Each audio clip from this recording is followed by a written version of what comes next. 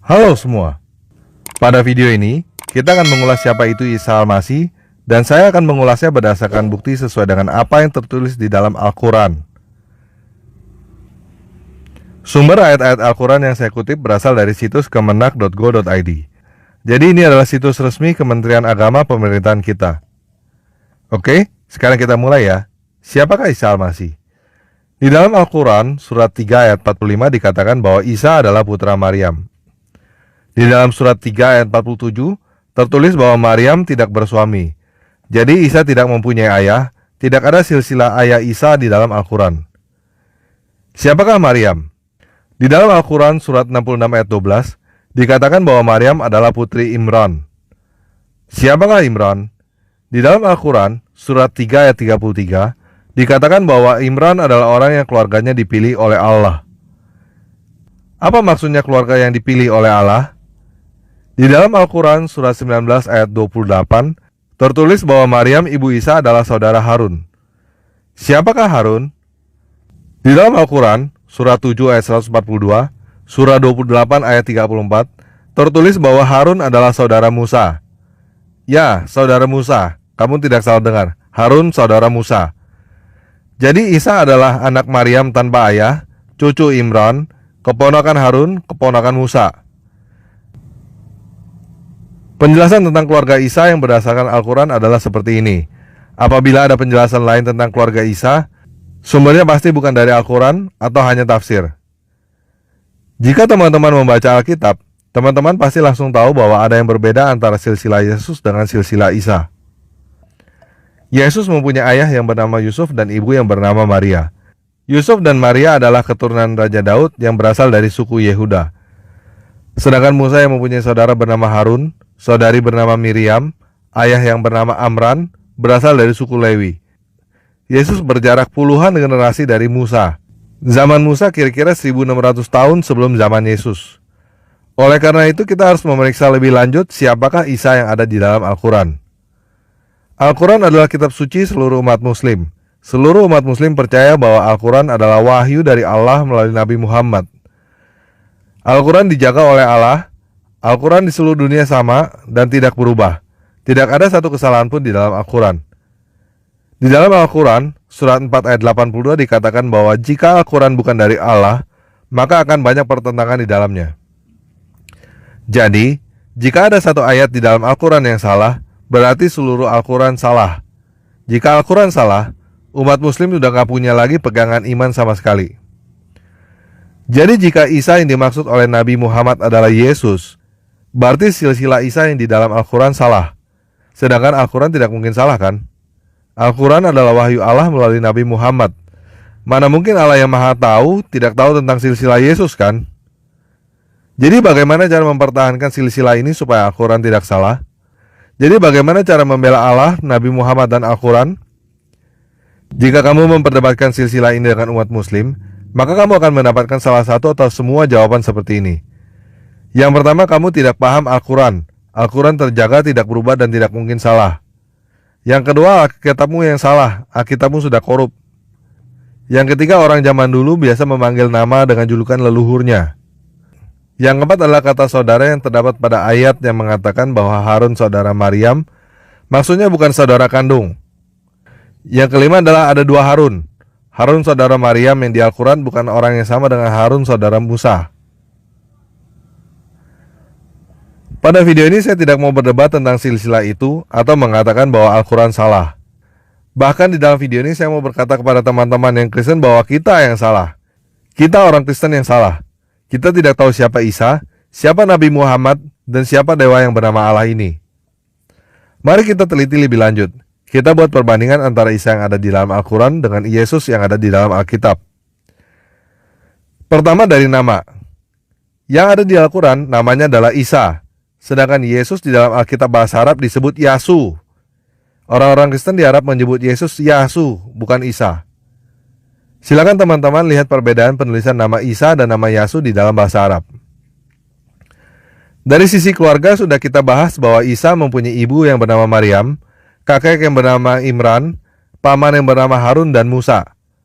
Sedangkan Yesus mempunyai ayah yang bernama Yusuf, ibu yang bernama Maria, kakek dari ayah bernama Yakub, kakek dari ibu bernama Yoakim. Jadi Isa dan Yesus berasal dari keluarga yang berbeda. Di dalam Al-Quran surat 19 ayat 23 mengatakan bahwa Isa lahir di bawah pohon korma, sedangkan Yesus lahir di kandang domba. Teman-teman, apakah ada yang pernah mendengar klaim bahwa Yesus meramalkan kedatangan Nabi yang bernama Ahmad? Teman-teman tahu klaim itu berasal dari mana? Dari Al-Quran, bukan dari Alkitab. Tepatnya di Al-Quran surah 61 ayat 6. Di situ dikatakan bahwa Isa meramalkan kedatangan Nabi yang bernama Ahmad. Sedangkan kita tahu bahwa tidak ada ramalan tentang kedatangan Nabi Ahmad di dalam Alkitab. Yesus tidak pernah meramalkan kedatangan Nabi yang bernama Ahmad. Malahan di dalam Alkitab Yesus meramalkan kedatangan para Mesias palsu dan para Nabi palsu. Kita juga tahu dari para saksi mata bahwa Yesus mati disalibkan dan bangkit dari kematian pada hari yang ketiga. Tetapi Al-Quran surah 4 ayat 157 mengatakan bahwa Isa tidak pernah mati disalibkan. Jadi orang yang diceritakan di dalam Al-Quran ini mempunyai nama yang berbeda, berasal dari keluarga yang berbeda, lahir di tempat yang berbeda, mengajarkan hal yang berbeda, dan mati dengan cara yang berbeda. Sekarang apakah udah jelas teman-teman? Sampai di sini apakah ada teman-teman yang Kristen yang masih mau mengatakan bahwa Isa adalah Yesus? Apakah teman-teman yang Kristen sudah bisa melihat betapa bodohnya kita bila kita mengatakan bahwa Yesus adalah Isa? Jika teman-teman ada kenalan saudara-saudari Kristen lain yang masih berpikir bahwa Yesus adalah Isa, tolong share video ini kepada mereka supaya mereka juga tahu siapa itu Isa. Sekarang kita ulas lebih lanjut. Dari manakah sumber cerita tentang Isa? Dari Al-Quran. Siapakah pengarang Al-Quran? Allah. Siapakah Allah? Kamus Besar Bahasa Indonesia mengatakan bahwa Allah adalah nama Tuhan di dalam bahasa Arab. Apakah dewa yang bernama Allah sama dengan dewa Yahweh yang ada di dalam Alkitab? Kalau kamu Kristen dan kamu tidak tahu siapa dewa Yahweh, maka kamu harus bertobat sekarang juga. Baca Alkitab, pelajari agamamu sungguh-sungguh. Shema Israel, Yahweh Elohenu, Yahweh Ehad.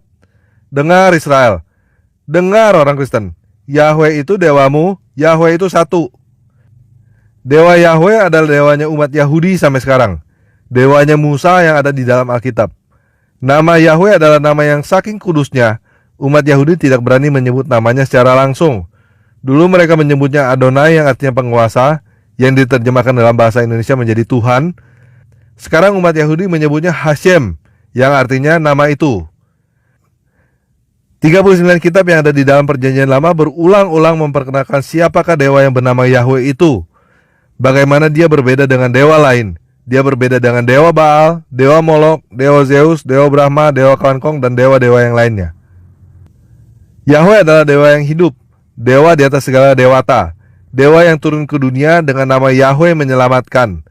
Dia adalah Immanuel, dewa yang berada bersama kita. Yahweh adalah dewa yang menebusmu orang Kristen, yang mengasihi kamu sampai mati di kayu salib. Sang Bapa, Sang Mesias itu sendiri yang kamu kenal di dalam nama Yesus Kristus. Yahweh berkata bahwa kita adalah anak-anaknya.